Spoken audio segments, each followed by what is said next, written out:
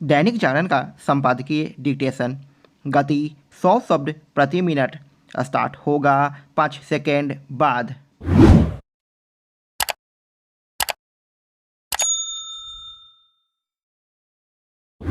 Start. प्रवर्तन निर्देशालय यानी ED की टीम पर हमले के साथ संदेश खाली में जमीन कब्जाने एवं महिलाओं के यौन उत्पीड़न का आरोपित तृणमूल कांग्रेस नेता शाहजहां शेख 55 दिन बाद गिरफ्तार कर लिया गया, लेकिन उसकी गिरफ्तारी तब हुई जब कलकत्ता उच्च न्यायालय ने बंगाल सरकार को फटकार लगाई।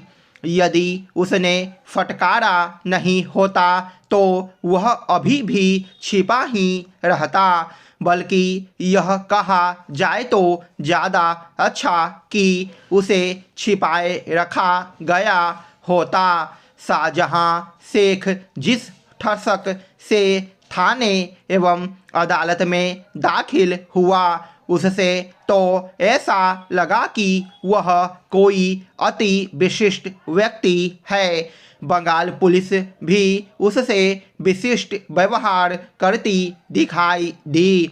इससे यदि कुछ स्पष्ट हुआ तो यही कि उसे सत्ता का खुला संरक्षण प्राप्त था। यह शर्मनाक हकीकत तृणमूल कांग्रेस के इस कथन से छिपने वाली नहीं कि हमने उसे 6 साल के लिए निलंबित कर दिया। आखिर उसे निलंबित करने के लिए उसकी गिरफ्तारी की प्रतीक्षा क्यों की गई? यह कैसा राजधर्म है कि इतने गंभीर आरोपों से घिरे आपराधिक छवि वाले व्यक्ति को गिरफ्तार न करने के लिए तरह तरह के बहाने बनाए गए और यहाँ तक कि उच्च न्यायालय के आदेश की जानबूझकर गलत व्याख्या की गई। इस पर हैरानी नहीं कि ईडी को यह संदेह है कि बंगाल पुलिस शाहजहां की मदद करने और साक्ष्यों को नष्ट करने का काम कर सकती है। ईडी ने यह आशंका व्यक्त करते हुए कलकत्ता उच्च न्यायालय का दरवाजा भी खटखटाया है। शाहजहां शेख की काली करतूतों से आंखें मूंदे रखने के आरोपों से घिरी ममता सरकार अपनी सफाई में कुछ भी कहे, यह एक तथ्य है कि बंगाल में राजनीतिक कारणों से ऐसे अनेक तत्वों को संरक्षण मिल रहा है जो आपराधिक प्रवृत्ति के हैं और जो कानून एवं व्यवस्था को चुनौती देते रहते हैं। इन तत्वों का इस्तेमाल राजनीतिक विरोधियों के खिलाफ भी किया जाता है। इसी कारण बंगाल में राजनीतिक हिंसा कभी थमती नहीं।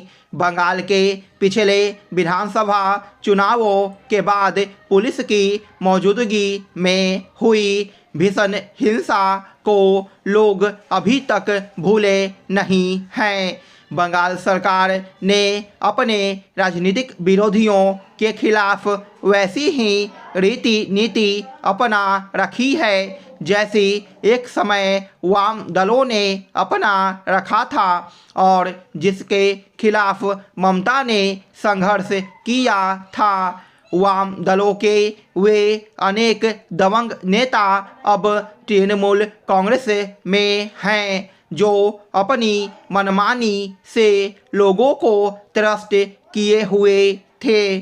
शाहजहां शेख भी माकपा से तृणमूल कांग्रेस में आया है। वह संदेश खाली में एक लंबे समय से बेखौफ होकर अपना समानांतर शासन चला रहा था, क्योंकि उसके खिलाफ कोई सुनवाई नहीं होती थी। चूँकि पुलिस शाहजहां शेख के आगे नतमस्तक थी, इसलिए न तो जमीन कब्जाने के आरोपों की सुनवाई होती थी और न ही महिलाओं के यौन उत्पीड़न की। यदि उसके खिलाफ लगे आरोपों की जांच बंगाल पुलिस करती है तो इसके आसार कम ही हैं कि उसका कुछ बिगड़ सकेगा। लोकसभा या विधानसभा चुनावों की तरह राज्यसभा के चुनाव आमतौर पर हमारा ध्यान कम ही खींचते हैं, लेकिन इस बार ऐसा नहीं रहा। 12 राज्यों की 56 राज्यसभा सीटों के लिए हाल में हुए चुनावों ने न सिर्फ देश का ध्यान अपनी ओर खींचा, बल्कि हमें कई पहलुओं पर विचार करने को विवश भी किया है।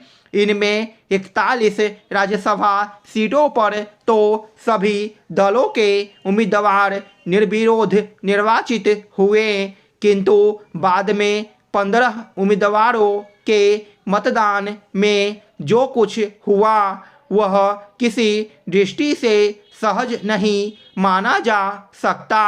सामान्य तौर पर इस चुनाव में हिमाचल प्रदेश की एक सीट कांग्रेस और उत्तर प्रदेश में 3 सपा के पक्ष में जानी चाहिए थी, लेकिन नतीजों ने सबको चौंका दिया। हिमाचल में कांग्रेस के 6 विधायकों और 3 निर्दलीयों ने भाजपा के पक्ष में मत दिया। स्टॉप।